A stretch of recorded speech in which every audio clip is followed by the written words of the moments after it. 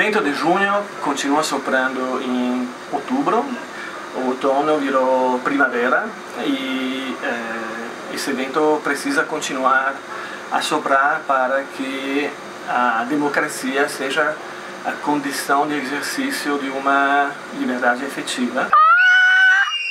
Hoje, dentro da comunidade, a gente fica preocupado, ficamos refém 24 horas, porque a UPP se encontra dentro da comunidade. Antes nós se preocupávamos somente com a operação.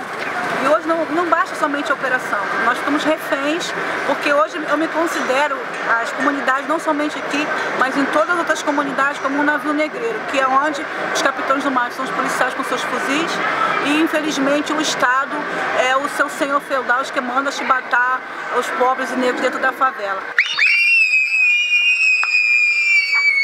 Diante de tanta atrocidade, de tanta tortura, censura, né, a gente precisa falar, a gente precisa gritar.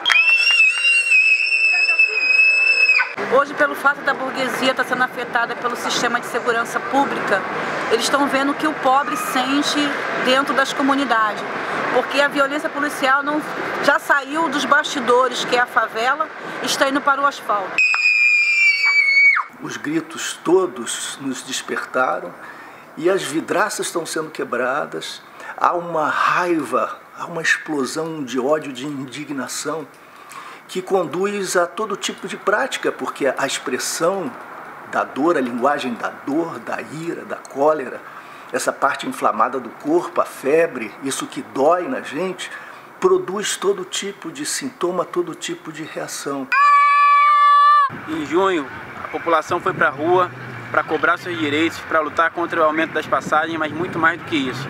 A gente foi criminalizado, a juventude está sendo presa, está sendo exterminada todo dia pelo governo do Cabral, pelo governo da Dilma e pelo governo do Paz. É hora da gente mostrar para esses governantes que a população, que a juventude, que os trabalhadores estão unidos, estão se levantando contra eles e a gente tem que ir para a luta, reivindicar a libertação imediata e a suspensão de todos os processos que estão sendo dirigidos para os manifestantes.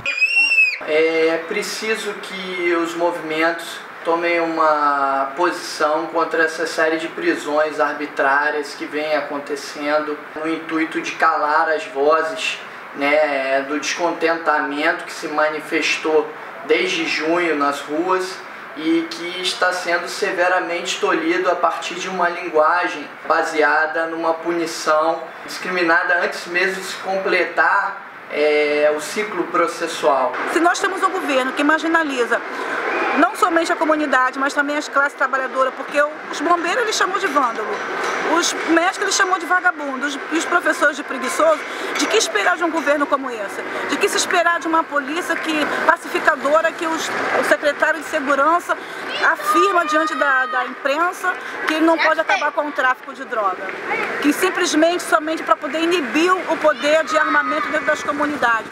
Mas que poder de inibir assim, o armamento dentro da comunidade se os próprios policiais, os próprios capitães do mato usam seus próprios fuzis para poder tirar a vida? É importante que haja diálogo e que haja uma organização capaz de mobilizar toda a sociedade para que as grandes transformações se deem. Mas é preciso que nós evitemos criminalizar as expressões do ódio. Elas não são desejáveis, nem as suas fontes, mas elas são mais saudáveis do que aquela ordem dos cemitérios, do silêncio conivente, omisso, cúmplice do genocídio. O poder está tentando uma única via, que é uma pacificação repressiva, diante de um movimento que, ao contrário, está afirmando que a paz é constituída com base na liberdade e em uma efetiva constituição democrática da cidade. Então é importante que as pessoas manifestem o seu apreço à liberdade de expressão, à liberdade de associação e de opinião no Estado democrático de direito, no intuito de repudiar qualquer tipo de detenção que possa servir como uma forma de neutralizar a organização popular em torno dessas agendas do Estado Democrático de Direito. O meu filho me falou uma frase que muito me chamou a atenção. Eu nunca vi professor apanhar de vagabundo dentro da favela, mas já vi professores apanhar no centro da cidade por policiais.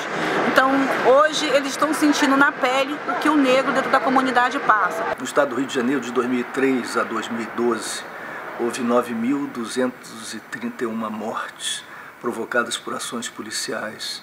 Elas não são investigadas, são arquivadas, e nós sabemos, por experiência própria, que a grande maioria é de execuções extrajudiciais. Isso é uma barbaridade plantada no coração da democracia.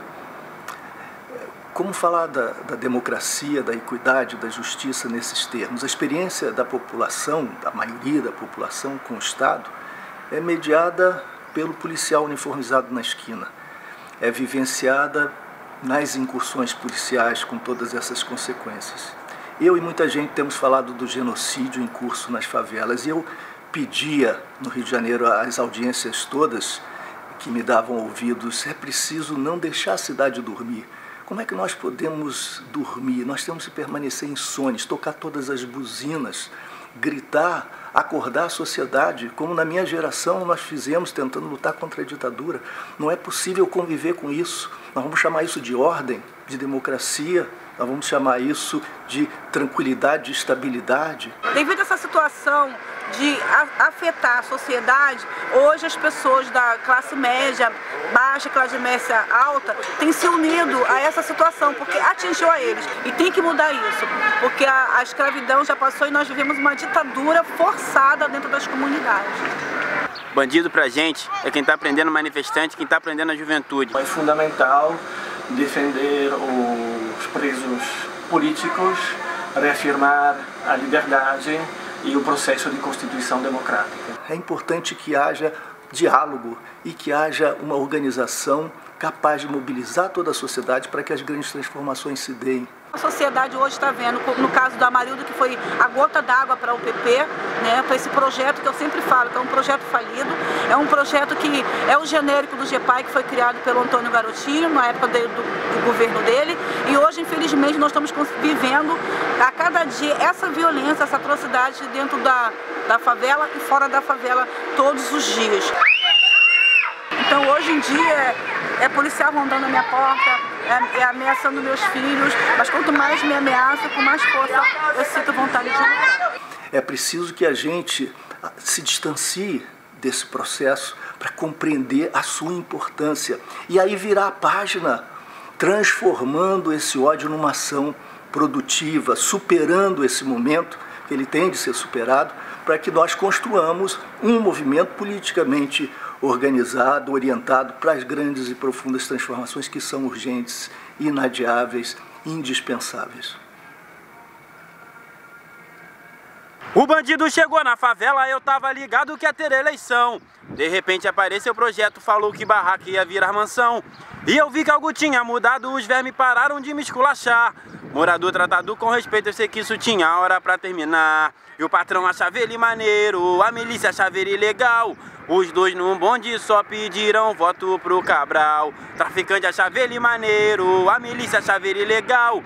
Os dois num bonde só pediram voto pro Cabral. E no Rio tem choque de ordem, em São Gonçalo mataram a juíza.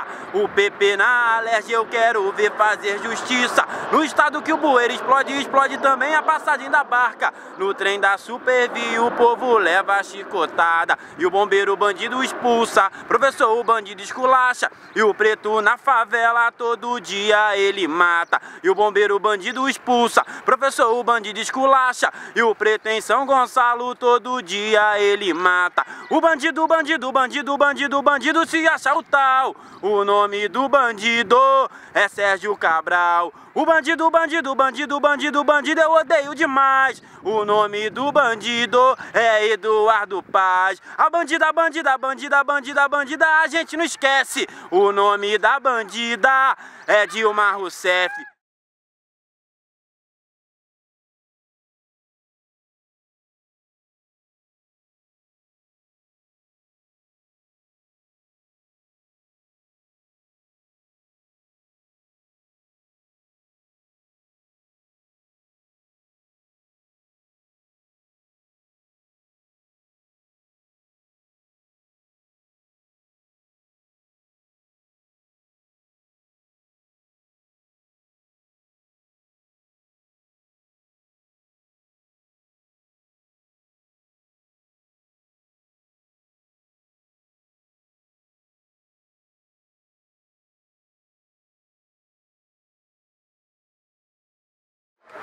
país está passando por um momento muito delicado de renovar a nossa democracia.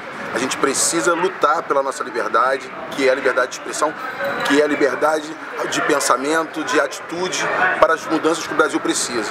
Para isso a gente precisa ocupar as ruas. Só as ruas trará a mudança que o Brasil precisa. Não é dentro de gabinete, não é dentro de casa, não é no Facebook, é na rua, é colocando a cara. Não vai ter Copa, os bandidos que têm que ser presos é o governo Cabral, é o governo Dilma e o governo Paz. Viva a revolução!